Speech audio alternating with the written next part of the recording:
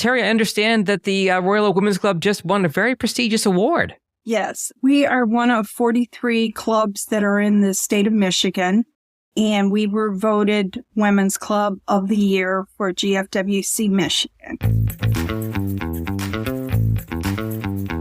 Welcome into the Rock Pod. I am John Gay from Jack and Detroit Podcasts. I am Lisa Bibby, your realtor with Century 21 Northland.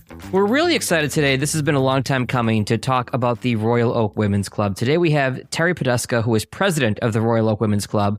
A lot to get to, but we're going to have some fun with you first, Terry. You have achieved one of the many items on my bucket list, and that you have been to all 50 states. I need to hear about this.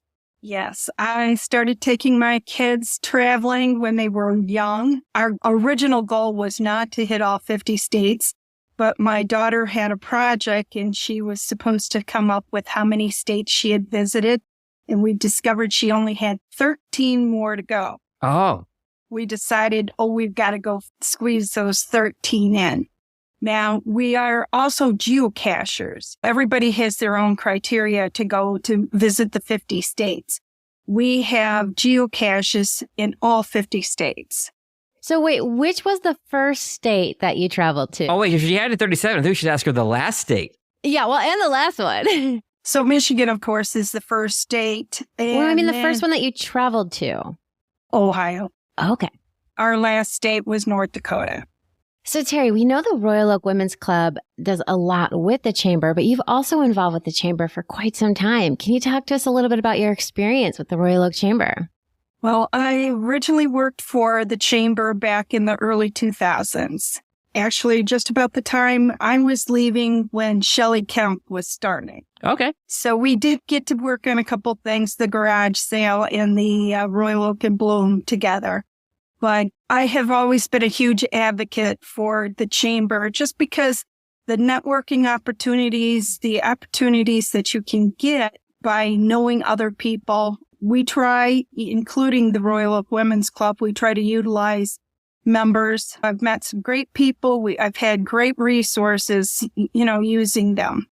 All right, so on to the Royal Oak Women's Club, the reason that we're here today. It's been around since 1902 as a community service organization. Terry, if you can give us a quick overview of the history of the organization. Well, first of all, Royal Oak Women's Club is part of a larger organization called Federated Women's Club. There are 1,300 clubs throughout the United States, and I believe there's 19 countries. Wow. There's over 60,000 members, and their main goal is to advocate for children and women. So we do a lot with legislative. The office is in Washington, D.C., and they work with senators and representatives to push through bills and stuff. Now, one of the biggest things that they pushed through was the suffragette, the right for women to vote. In fact, our president of General Federated Women's Club back in the 1920s was the big push to get the vote through. The government kept saying no, no, no, and she whispered in the ear of Woodrow Wilson, and he said, okay, I'll support you guys. So the organization is very influential throughout the United States. But our organization, Royal Oak Women's Club, has been around since 1902. We started out as a study club. And then in the 1910s, they started getting very involved with the community. They wanted to do more. So they started putting in the parks. They worked with the city in getting the fire escapes in the schools. They spent 2 years working with the United States Postal Service and getting house-to-house delivery. Wow. The clubhouse is very historic. It is the oldest continuous use building in Royal Oak. Wow. We do rent it out. That's how we subsidize, since it's a historical building. What kind of rentals are you running out of there? We have a lot of meetings, recitals, showers, weddings. Anybody could call you guys up if they need a space to actually hold an event. Fantastic. Yes. Mm-hmm. Terry, I understand that the Royal Oak Women's Club just won a very prestigious award. Yes. We are one of 43 clubs that are in the state of Michigan. And we were voted Women's Club of the Year for GFWC Michigan. Congratulations. Congratulations. As we kind of run through the history of this, Terry, I know the organization was very involved in the World War II effort too, right? Yes. I'm kind of the historian with the building. This is my favorite time. These women did everything. They pretty much operated out of that clubhouse pretty much 7 days a week. They set up American Red Cross section where they did sewing of bandages and stuff. We made like 800 sandwiches a week, helped the workers and stuff. We sold $68,000 in war bonds, which built a bomber.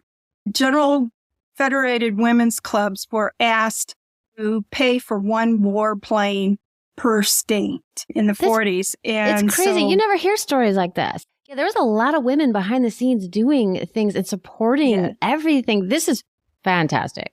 Yeah, so it was called the City of Royal Oak, our bomber. So our club alone was able to buy one bomber.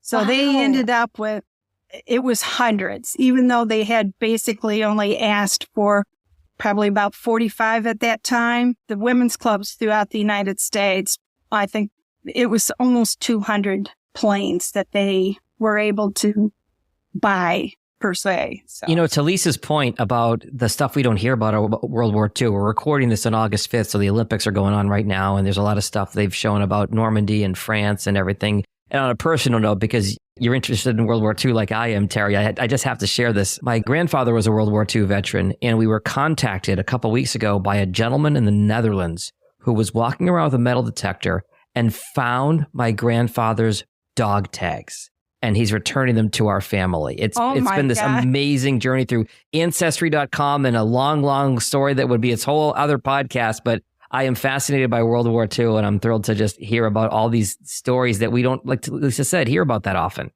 The woman just amazed me during that time. Terry, it's been fascinating to hear all of this history. And part of the reason we're having you on today is to promote the National Day of Service on Saturday, September 28th. Working with the General Federated Women's Club of Michigan, or GFWC, what can you tell us about the event and how our listeners can get involved? Like I said, GFWC has over 1,300 clubs.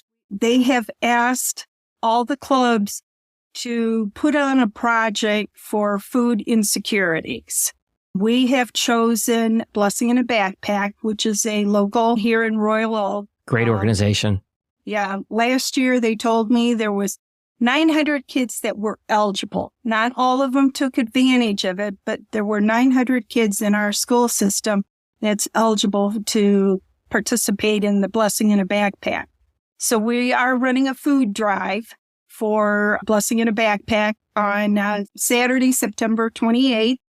We'll run from 10 a.m. to 2 p.m.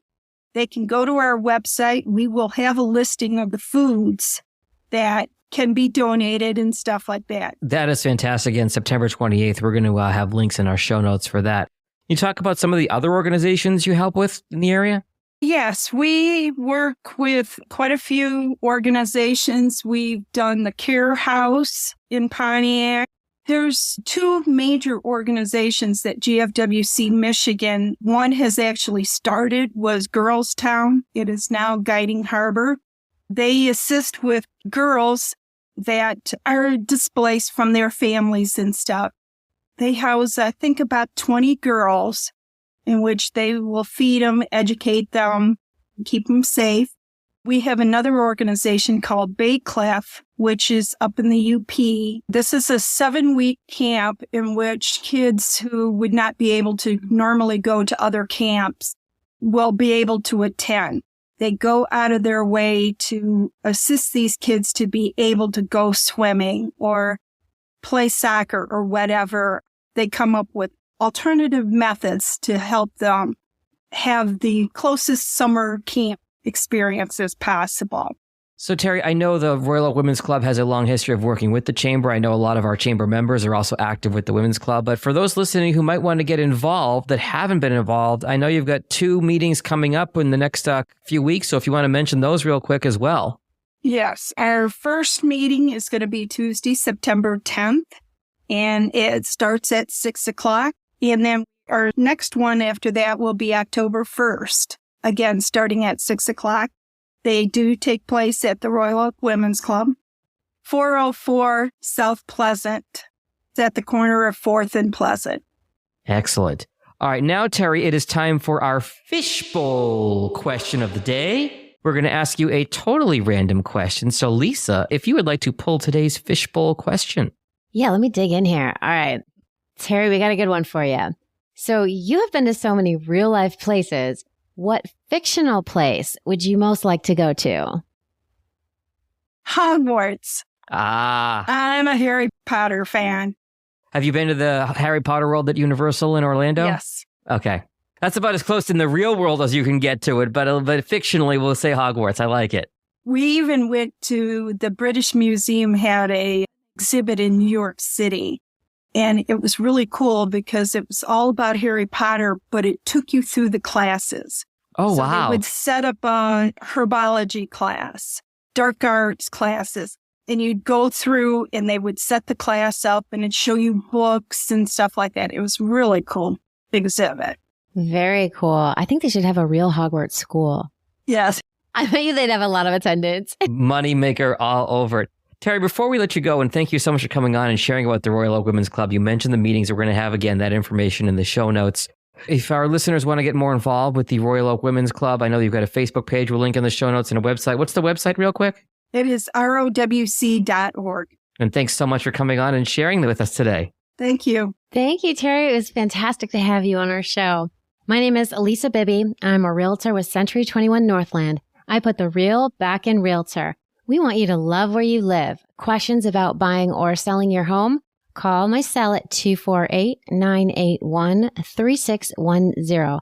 My website is soldbylisab.com. And you can find me on YouTube, Facebook, LinkedIn, and Instagram at Sold by Lisa B. Let's connect. My name is John Gay from Jag in Detroit Podcast. I own a podcast production agency. If you like the way this show sounds, I can do the same thing for you and your business. You can find me online at jagindetroit.com or on social at jagindetroit. And I want to ask, too, if you enjoyed this podcast, the best way to grow a podcast is to share it. So please share this episode with somebody you know that will enjoy it so we can continue to grow the podcast. The Rock Pod is produced for the Royal Oak Chamber of Commerce in Royal Oak, Michigan. If you want to know more about the Royal Oak Chamber or chamber events, you can find us online at royaloakchamber.com. Thanks, everyone.